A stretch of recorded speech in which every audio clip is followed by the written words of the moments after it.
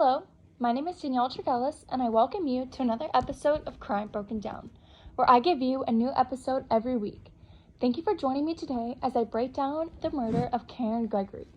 This will be a 3-episode series, so I hope that you subscribe and join this journey as we go through the murder of Karen Gregory.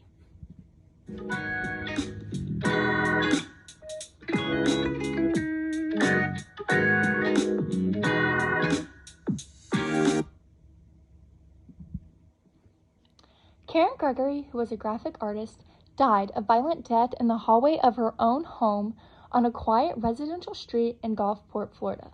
This case was a 2-year search, but the killer was right in front of them all along. More than 12 people in their neighborhood heard Karen screaming at 1:15 in the morning.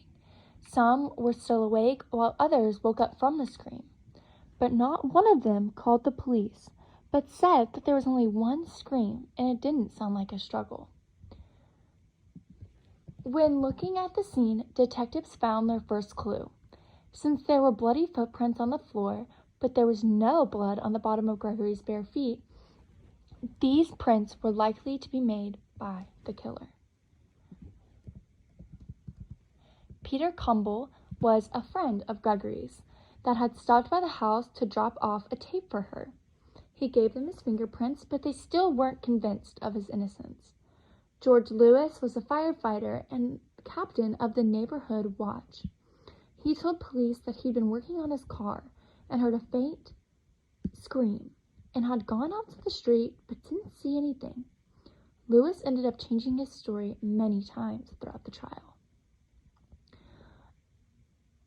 At 8:30 on Thursday, May 24th, 1984, Amy Brusler's home phone began to ring.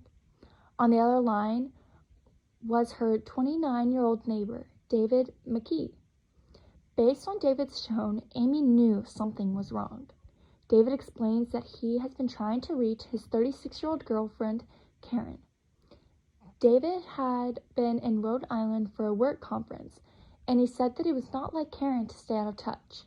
He called all the family and friends that Karen knew, and everybody said that no one has seen or heard from Karen since Tuesday. David asked Amy to look out her living room window to see if Karen's car is in the driveway. She sees that it is still in the driveway, so she asks if she can go over to the house. David decides to stay on the phone as Amy goes over there. She first goes to the front door and knocks, but no answer. Then she decides to go to the front door, but before she can get there, she sees glass from the porch door broken all over the walkway and almost into the street. She knocks on the front door and no answer. She walks to the back of the house where she sees the bedroom window was open. The curtains were covering the inside, so she couldn't see inside, but called for Karen.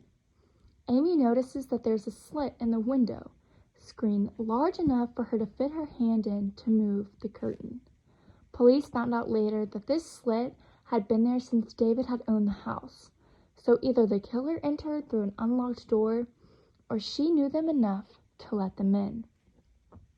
At this moment, her heart sinks to her stomach. In the hallway, she sees a woman lying on the floor with her lower half uncovered by clothing. She sees blood all around her, and a lot of it. Amy calls her name again to see if there's any response, but nothing. Amy rushes back to her house in terror, knowing that she will have to tell David what she saw. Immediately, she calls the cops and they arrive in minutes, and they enter through the ripped screen. There was a fan still running, and the bed has a stain of blood. She was laying on her left side and nude from the waist down, covered in blood. Blood on the walls, doors, and a pool of blood down the hallway. Within minutes, this turned into a homicide case, and there was crime scene tape covering the house. Thank you for joining me for another episode of Crime Broken Down. I hope you check back in next week to learn more about the relationships between the victim and suspects, my prediction of what happened, and Karen's cause of death.